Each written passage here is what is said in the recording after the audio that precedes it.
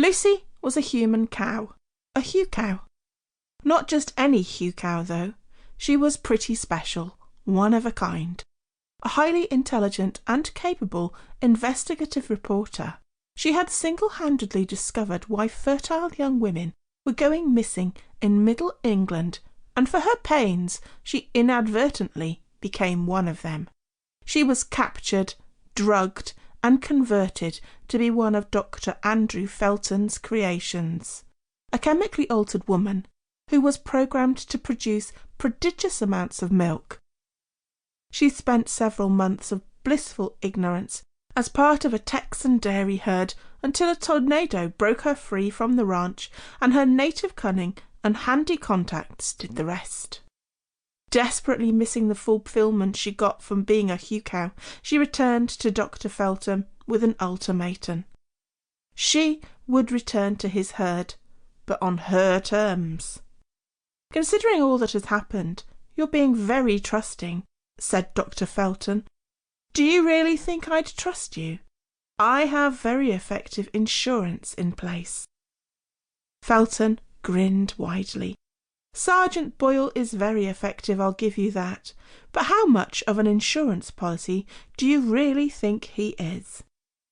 Lucy literally jumped to hear the name of her SAS ex-boyfriend, and it completely threw her for a few moments.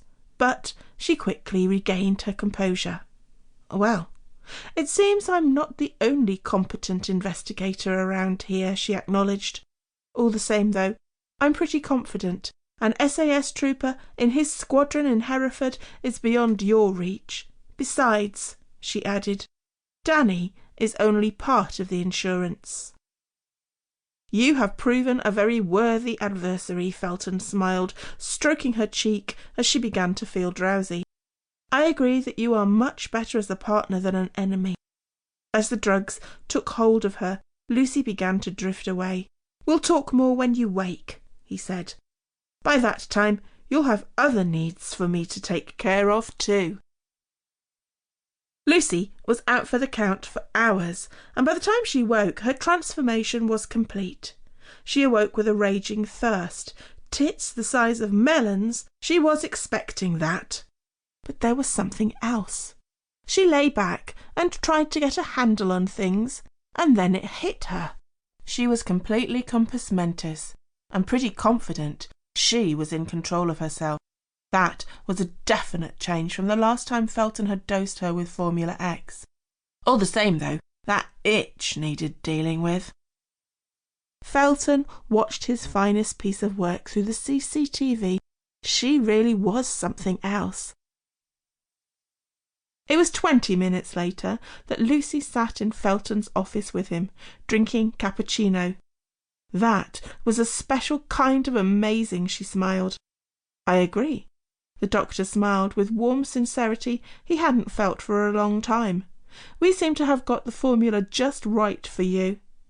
How often will I need, Felton laughed. "You are going to need both at least once a day, but twice would be more comfortable for you. How do you feel at the moment?" Lucy squirmed visibly in her chair. "A little horny," she confessed, "but it's manageable." "That's your normal state," the doctor smiled. "You are going to want sex at all times, but we'll be able to control it unless you're overdue a session." Lucy smiled. "That's exactly what I was looking for, thank you. Now I'm back to help the other girls. How do you think that's going to work?" Felton sat back in his chair and made a pyramid with his hands. "You tell me." Lucy took a breath. She had thought long and hard about what she was going to say next.